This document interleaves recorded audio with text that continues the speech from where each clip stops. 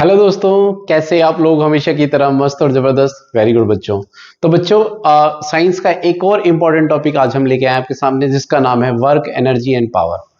ये बहुत important topic है और इससे फ्रीक्वेंटली क्वेश्चंस पूछे जाते हैं। ठीक है, तो चलिए स्टार्ट करते हैं। सबसे पहले हम पढ़ेंगे work. So what is work बच्चा? So work is said to be done. देखो, वर्क की डेफिनेशन देखते हैं हम। Work is said to be done scientifically when a force applied a body produce motion in it. जैसे मान लो, अगर एक बॉक्स रखा है किसी टेबल पे, अगर हम फोर्स अप्लाई करते हैं और ये डिस्प्लेस हो जाता है, या तो लेफ्ट में राइट में, ठीक है, समहाउ ये कहीं भी डिस्प्लेस हो जाए, तो इसका मतलब वर्क हुआ है। समझ गए? और अगर ये डिस्प्लेस ना हो तो इसका मतलब वर्क नहीं हुआ है, थियोरेटिकली। समझ गए?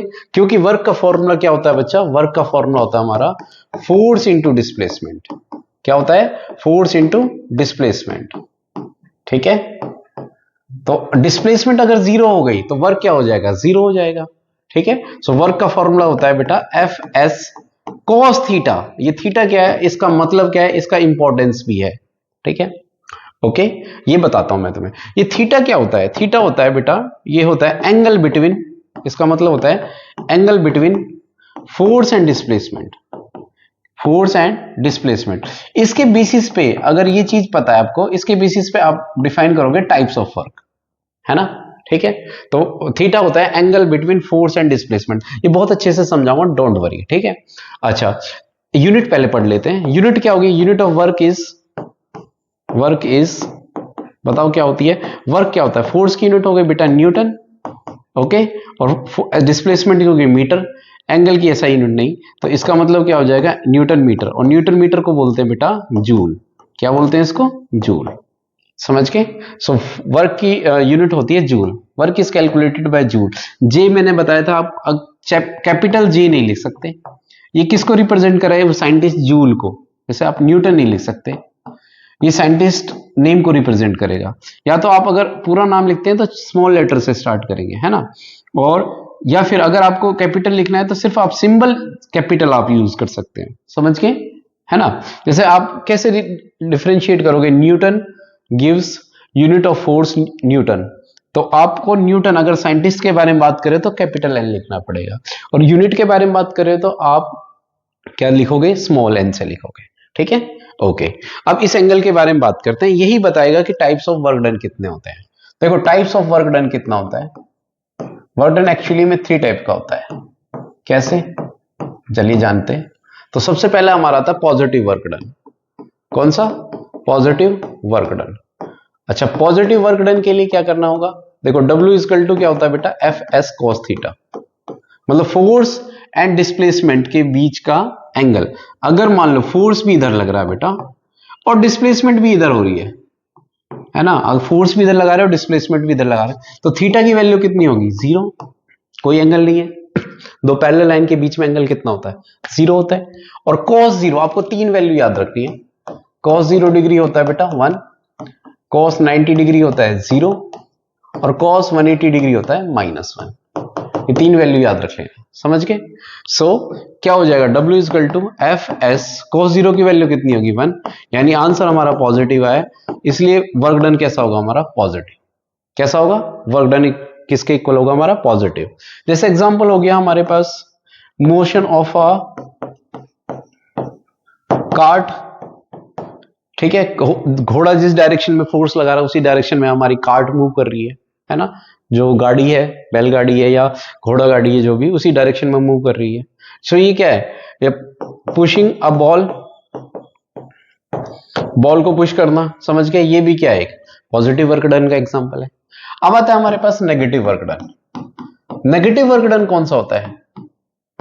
सो नेगेटिव वर्क डन होता है हमारे पास, अगर देखो, अगर फोर्स इस तरफ लग रहा है और डिस्प्लेसमेंट इधर हो रही है, तो थीटा की वैल्यू कितनी हो जाएगी?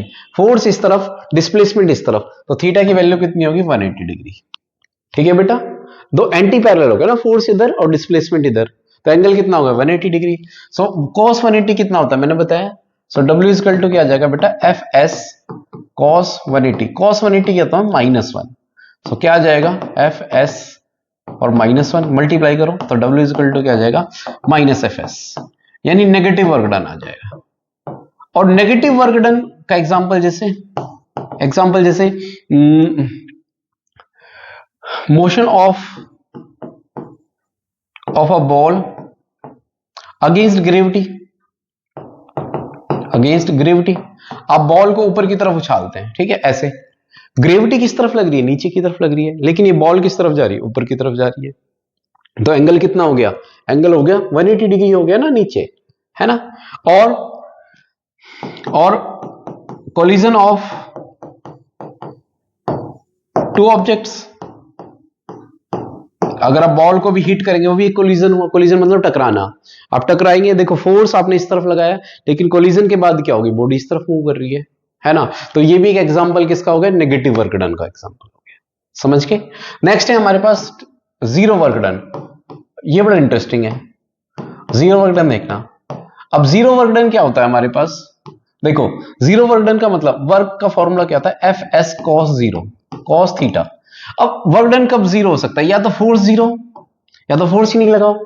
अगर इसी ऑब्जेक्ट में फोर्स नहीं लगाओगे तो वर्क जीरो हो जाएगा, या फिर क्या हो जाएगा, डिस्प्लेसमेंट जीरो, ठीक है। या डिस्प्लेसमेंट क्या हो जाए, बॉडी, मैं इस वॉल को पुश कर रहा हूं, ठीक है, इस वॉल को पुश कर रहा हूं और ये नहीं मूव कर रही है, इसका मतलब क्या हुआ, जीरो वर्क डन हो गया।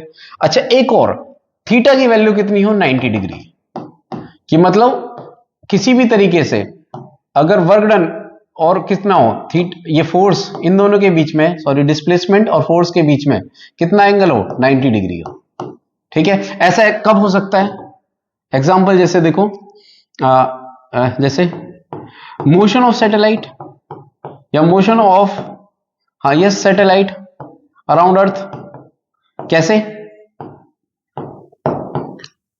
इस केस में क्या होगा, डिस्प्लेसमेंट जीरो हो जाएगा, देखो घूम के वो सैटेलाइट क्या होगा, उसी पॉइंट पे आ जाएगा, है ना। सैटेलाइट एक, मान लो ये अर्थ है हमारे पास और इसके अराउंड मूव कर रहा है, तो एक टाइम आएगा ये वहीं पे पहुंच जाएगा, तो डिस्प्लेसमेंट क्या हो जाएगा, जीरो, तो वर्क जीरो हो जाएगा। दूसरा एक और एग्जांपल है कि एक कुली है, मान लो कुली क्या कर रहा है, कुली ने ना अपने सर पे कुछ वजन ले रखा है, ठीक है, और वो आगे जा रहा है, एक प्लेटफॉर्म पे जा रहा है। अब इस केस में भी वर्क डन जीरो होगा, कैसे, देखो इसका वेट जो है, जो इसने वेट ले रखा है, जो वेट ले रखा है उसका डायरेक्शन क्या है, नीचे की तरफ है ना। जो कुली है वो, उसका जो वेट है, ठीक है, जो कुली है जो वेट है वो किस तरफ है, उसका वेट नीचे की तरफ है, और वो आगे जा रहा है, तो डिस्प्लेसमेंट किस तरफ हो रहा है, इस तरफ हो रहा है, वेट किस तरफ है, नीचे की तरफ है। वेट क्या है, वेट इज द फोर्स। सो उस केस में क्या हो जाएगा, एंगल कितना बन गया, डिस्प्लेसमेंट इधर और थीटा इधर, तो ये 90 डिग्री हो जाएगा, ठीक है। और इस केस में वर्क डन कितना हो जाएगा, जीरो हो जाएगा, समझ गए। सो वर्क डन की वैल्यू यहां पे भी क्या हो जाएगी, जीरो हो जाएगी, ठीक है। ओके, तो ये हमारे 3 टाइप के वर्क डन है बेटा, आई होप आपको समझ में आए होंगे। नेक्स्ट करते हैं हम। अच्छा, एनर्जी। एनर्जी क्या होती है, the ability to do work, किसी भी वर्क को करने की एबिलिटी क्या होती है हमारी, एनर्जी। और energy is calculated bye amount of work done, कितना वर्क किया, इसका मतलब उतनी ही एनर्जी खर्च हुई है हमारे पास, ठीक है, उतनी ही एनर्जी चाहिए। एनर्जी एक स्केलर क्वांटिटी है, और एनर्जी क्योंकि कैलकुलेट की जाती है वर्क से, तो एनर्जी की यूनिट भी वही होगी जो वर्क की होगी, यानी जूल। और CGS unit of energy is अर्ग, ठीक है, एक छोटी यूनिट और होती है अर्ग, जिसकी वैल्यू होती है 10 to power -7 joule. 10 to power 7 मतलब 0.0000000 कितनी जीरो होगी, जीरो, और कितनी है 1, यस, इतने, हाँ इतने जूल, ठीक है। Different form of energy, energy की बहुत सारी फॉर्म होती है, जैसे मैकेनिकल एनर्जी, पोटेंशियल एनर्जी का, मैकेनिकल एनर्जी में आ जाती है आपकी पोटेंशियल, काइनेटिक एनर्जी आ जाती है, हीट एनर्जी, ठीक है, heat is the part of energy, light energy, ठीक है, साउंड एनर्जी, ये डिफरेंट फॉर्म है एनर्जी की, ठीक है, बहुत सारी होती है, ठीक। आगे चलते हैं, हम दो इंपॉर्टेंट टाइप्स के करते हैं हम, ठीक है, कौन कौन सी है हमारे पास, पोटेंशियल और काइनेटिक एनर्जी, ठीक है। तो पोटेंशियल एनर्जी पढ़ते हैं सबसे पहले, ठीक है, आपके सिलेबस में यही है। पोटेंशियल एनर्जी कौन सी होती है, पोटेंशियल एनर्जी का मतलब होता है, it is defined as the energy of a body due to its position, किसकी वजह से, पोजीशन और चेंज इन शेप, है ना। देखो मान लो हमारे पास कोई ऑब्जेक्ट रखा है, ठीक है, किसी टेबल पे रखा है, तो उसके अंदर कौन सी एनर्जी, पोटेंशियल एनर्जी है।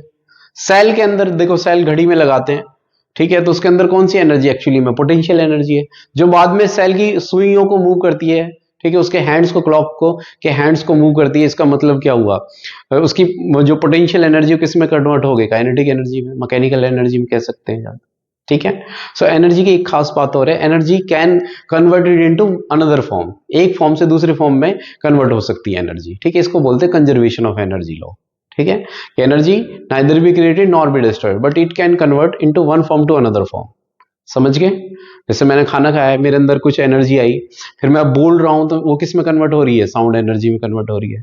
मैं चल रहा हूं, वो किस एनर्जी में, किस में कन्वर्ट हो जाएगी, काइनेटिक एनर्जी में कन्वर्ट हो जाएगी, ठीक है। तो एनर्जी एक फॉर्म से दूसरे फॉर्म में कन्वर्ट होती है। तो कोई बॉडी अगर रखी हुई है रेस्ट में, ठीक है, या उसकी कोई शेप है डेफिनेट, तो उसके अंदर कौन सी एनर्जी है, पोटेंशियल एनर्जी। जितनी भी ऑब्जेक्ट आपके आसपास दिख रहे हैं सबके अंदर कौन सी एनर्जी है इस टाइम, पोटेंशियल एनर्जी। अगर आप उनको फेंक के मारोगे तो उसके अंदर कौन सी एनर्जी आ जाएगी, काइनेटिक एनर्जी आ जाएगी, समझ गए।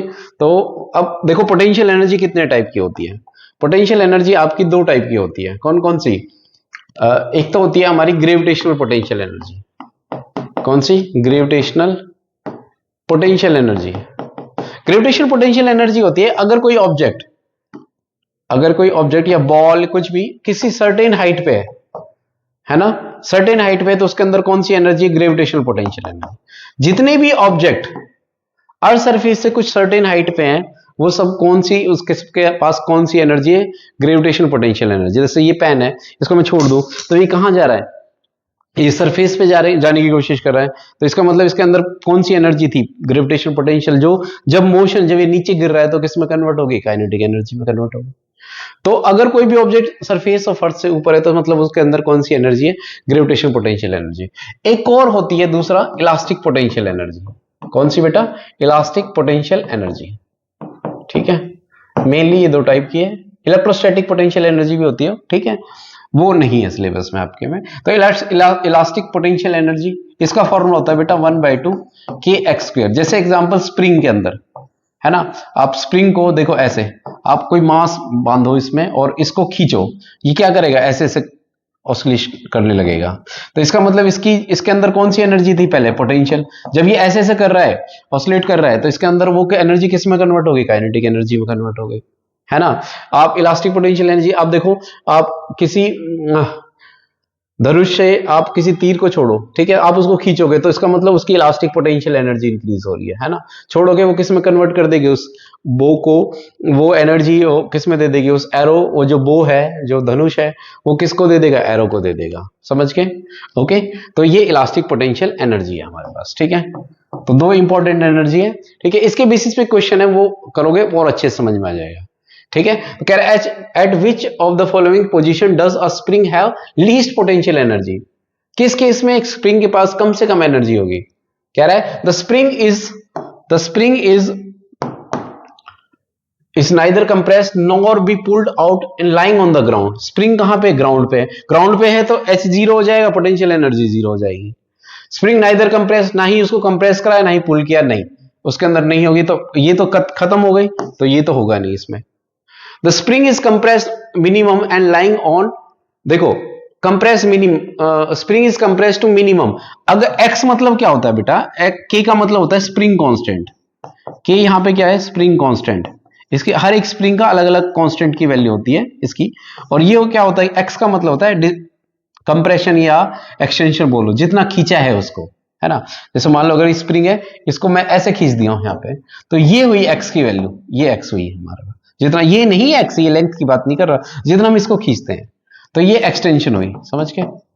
अब इसका दूसरा केस पढ़ते हैं। देखो पहला वाला केस मैंने डिक्लाइन क्यों कर दिया, कह रहा लीस्ट, अच्छा कह रहा लीस्ट मांग रहा है, अच्छा तो स्प्रिंग इज नाइदर कंप्रेस्ड, ना ही कंप्रेस किया तो x की वैल्यू 0 हो गई, और कहां पे रखी है, ग्राउंड पे, तो h की वैल्यू भी 0 हो गई, हाइट तो है ही नहीं, तो इसका मतलब कम से कम पोटेंशियल एनर्जी होगी, और लीस्ट ही तो मांग रहा है, यही आंसर होगा। अब बाकी गलत क्यों है वो भी देख लेते हैं, ठीक है। बच्चों को ध्यान रखना है, एमसीक्यूज जब सॉल्व करो तो आप सिर्फ सही आंसर पे मत जाओ, आप देखो कि बाकी गलत क्यों है, ठीक है। इससे आपके सोचने समझने का नजरिया बदलेगा, कुछ और सीखने को मिलेगा, समझ के। तो और आपका जो आंसर है वो मोर एक्यूरेट होगा। चलिए आगे करते हैं इसका। The spring is compressed to the minimum, कम x की वैल्यू मिनिमम खींची है इसको, lying on the ground, h की वैल्यू 0, ये तो है नहीं, तो ये भी मिनिमम है, यानी पोटेंशियल एनर्जी कम होगी, ठीक है। Next, the spring is compressed to the minimum, compress करा minimum, and placed at height, height रखोगे तो पोटेंशियल एनर्जी आ जाएगी उसमें, है ना, और कंप्रेस्ड यानी एक्स में खींचा, थोड़ी सी पोटेंशियल एनर्जी है और थोड़ी सी हाइट है, यानी ये वाली ग्रेविटेशनल पोटेंशियल एनर्जी है, थोड़ी सी इलास्टिक पोटेंशियल एनर्जी है, कम है क्योंकि कम हाइट पे। बट हम तो लीस्ट पूछ रहे हैं, लीस्ट तो जीरो हो सकती है ना, ये spring is neither compress, x की वैल्यू जीरो और हाइट की वैल्यू भी जीरो, तो ये वाला आंसर है। ये देखते हैं ये क्यों नहीं है। Spring is pulled out to the maximum, x की वैल्यू मैक्सिमम होगी, मतलब बहुत सारी पोटेंशियल एनर्जी है, and is placed at height, height पे भी रखिए तो मतलब ये भी एनर्जी है, तो दोनों एनर्जी, इलास्टिक पोटेंशियल एनर्जी और ग्रेविटेशनल पोटेंशियल, ये भी नहीं हो सकता। तो इनमें कहीं ना कहीं थोड़ी बहुत पोटेंशियल एनर्जी है, पर वो लीस्ट मांग रहा है, तो हमें सबसे कम आंसर वाला देना है, समझ के। ओके, नेक्स्ट करते हैं बेटा। अच्छा, एक क्वेश्चन और है। अब आता है हमारा काइनेटिक एनर्जी। क्या बेटा, काइनेटिक एनर्जी पढ़ लेते हैं। अब काइनेटिक एनर्जी होती है energy due to motion of object, motion of object. अगर कोई भी ऑब्जेक्ट मोशन में है तो उसका मतलब उसके अंदर कौन सी एनर्जी है, काइनेटिक एनर्जी है। जितनी भी ऑब्जेक्ट आपके आसपास दिख रहे हैं मूव करते हुए, वो सब कौन सी एनर्जी है, हमारे काइनेटिक एनर्जी। तो काइनेटिक एनर्जी का फॉर्मूला होता है हाफ एम वी स्क्वायर, ठीक है। This is the formula of kinetic. M मतलब मास ऑफ ऑब्जेक्ट, वी मतलब वेलोसिटी, ठीक है। अब इसके बेसिस पे क्वेश्चन करते हैं। कह रहा है कि the body has linear momentum P. Linear momentum मैंने आपको पहले ही पढ़ाया था, मोशन में नहीं, फोर्स में पढ़ाया था, ठीक है। लीनियर मोमेंटम बेटा होता है P equal to mass into velocity, ठीक है। द काइनेटिक एनर्जी ऑफ, अच्छा वो काइनेटिक एनर्जी पूछ रहा है, तो काइनेटिक एनर्जी क्या होता है बेटा, E equal to 1/2 mv square. ऐसा करो, इसको ना m से मल्टीप्लाई करो, m से डिवाइड करो। क्यों सर, अरे करो ना यार, करके दिखते हैं। देखो एक फॉर्मूला निकले तो ये हो जाएगा 1/2 m स्क्वायर, और क्या हो जाएगा v स्क्वायर अपॉन में m। अच्छा एम वी देखो, ये इसको मैं ऐसे लिख सकता हूँ थोड़ा टिक लगा के, एम, इसको मैं ऐसे लिख सकता हूँ एम वी का होल स्क्वायर, और अपॉन में क्या आ जाएगा एम, और एम वी क्या होता है, एम वी तो मोमेंटम होता है पी, तो ये हो जाएगा पी स्क्वायर अपॉन में क्या आ जाएगा 2m, है ना। एम वी क्या होता है बेटा, मोमेंटम, है ना, तो इसको मोमेंटम की टर्म में देना है, तो P square by 2m, P square by 2m, yes P square by 2m। समझ में आया, this is the right answer. दोबारा देखो, हाफ एम वी स्क्वायर किया मैंने, m से मल्टीप्लाई m से डिवाइड किया, इससे क्या होगा, m स्क्वायर वी स्क्वायर हो जाएगा। इसको मैं कंबाइन फॉर्म में ऐसे लिख सकता हूं, m तो नीचे है ही, तो 2 और m मल्टीप्लाई 2m देगा, m v square p square by 2m देगा। आए समझ में, ठीक है। चलो आगे चलते हैं। नेक्स्ट है, which of the following pairs of units are used of measuring of the same physical quantity, are used for measuring of the same physical quantity. अच्छा ओके, तो उससे पहले पावर पढ़ लेते हैं। देखो पावर का फॉर्मूला क्या होता है, देखो power is the rate of doing work, rate of doing work is known as power, is known as power। अच्छा पावर और वर्क में क्या फर्क है बताओ। मान लो मैं कुछ चीज उठा रहा हूं ऊपर, है ना, हाइट पे, और वो मैं ले रहा हूं, उसमें 2 सेकंड ले रहा हूं उसको उठाने में, और एक बच्चा है मुझसे ज्यादा स्ट्रांग है, आप ही मान लो आप मुझसे ज्यादा स्ट्रांग हो, आप उसको 1 सेकंड में उठा लेते हो। तो देखो क्या वर्क हमारा सेम है, यस हमारा वर्क सेम है बेटा, लेकिन पावर अलग अलग है। पावर का फॉर्मूला क्या होता है, work upon time, work upon time. जिसने कम टाइम लिया उसकी पावर ज्यादा, इनवर्सली है ना, इनवर्स का मतलब होता है, अगर ये फॉर्मूला ये डायरेक्ट है ना, और इनवर्स का मतलब नीचे आ रहा है ना, तो अगर ये कम है तो ये ज्यादा होगा, यानी जिसने कम टाइम लिया, आपने कम टाइम लिया तो आपकी पावर ज्यादा होगी, समझ के। ओके, तो पावर का फॉर्मूला होता है वर्क अपॉन टाइम। अच्छा वर्क यूनिट क्या होती है बेटा, अगर यूनिट देखें इसकी, unit of work, power, power की यूनिट, वर्क की यूनिट होती है बेटा जूल, और टाइम की यूनिट होती है सेकंड, यानी जूल पर सेकंड, और जूल पर सेकंड को वाट भी बोलते हैं। क्या बोलते हैं इसको, वाट। डब्ल्यू छोटा होना चाहिए। जेम्स वाट एक साइंटिस्ट थे, अगर कैपिटल लिखोगे तो वो क्या होगा, जेम्स वॉट होगा। हाँ आप सिंबल यूज कर सकते हो, तो आप ये वाला वॉट यूज करना, डब्ल्यू छोटा ये नहीं यूज करना, समझ के। सिंबल आप बड़ा यूज करोगे, ठीक है।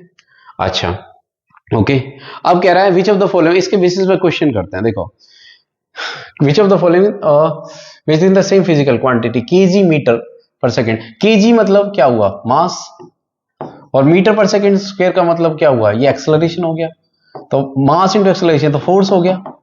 और न्यूटन मीटर, न्यूटन किसका है बेटा, newton into metre, newton metre अभी पढ़ा हमने जूल, न्यूटन मतलब फोर्स, और डिस्प्लेसमेंट, ये तो वर्क की यूनिट हो गई, तो ये तो सेम नहीं होगा, है ना। क्यों, ये किसको बता रही है, ये फोर्स को बता रही है, और ये किसको बता रही है बेटा, वर्क को, है ना। आगे देखते हैं, kg metre square second square, ठीक है।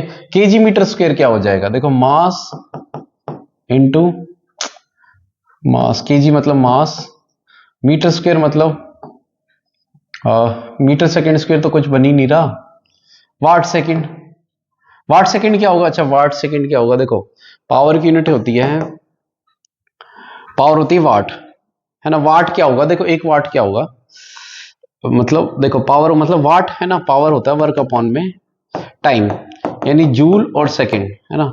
पावर हो गई वाट, जूल और सेकंड, यानी जूल होता है हमारे पास वाट इंटू सेकंड, है ना। जूल अगर क्रॉस मल्टीप्लाई करेंगे, देखो पावर की यूनिट होगी, अगर यूनिट देखें तो वाट, और वर्क यूनिट होगी जूल और टाइम की सेकंड, तो जूल होता है वाट इंटू सेकंड, जूल होता है वाट इंटू सेकंड।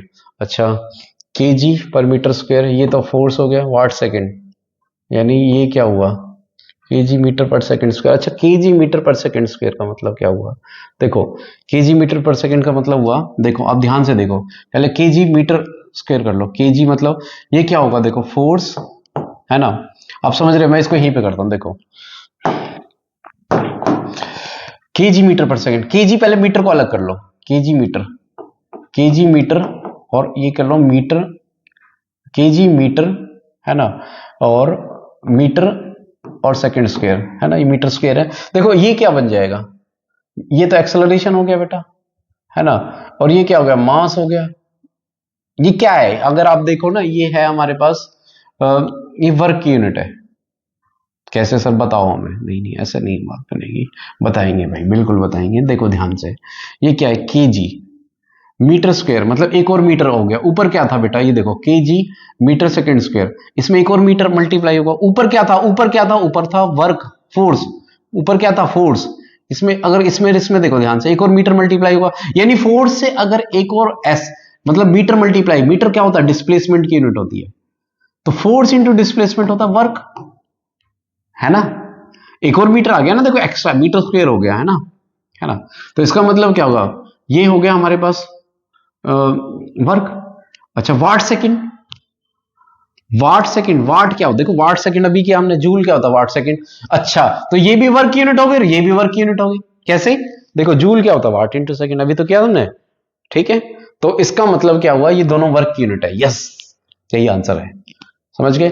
अब ये देखो जरा, ये हो गया अगेन फोर्स, और ये क्या होगा, नहीं ये वर्क हो गया, नहीं ये क्या हो गया, ये वर्क हो गया, और जूल पर सेकंड, नहीं जूल पर सेकंड तो होता है हमारे पास, जूल पर सेकंड तो वाट होता है, ठीक है। ये हो गया हमारा पावर, तो ये ठीक है, तो ये दोनों वर्क को रिप्रेजेंट करती है, समझ में आया, ठीक है, ओके। अगर आपको ये टॉपिक और ये वीडियो आपको पसंद आई, ठीक है, तो चैनल को लाइक और सब्सक्राइब करना बिल्कुल ना भूलें, ठीक है। और जल्दी मिलते हैं नेक्स्ट वीडियो के साथ, ठीक है, ओके। चैनल को लाइक और सब्सक्राइब जरूर करें, थैंक यू।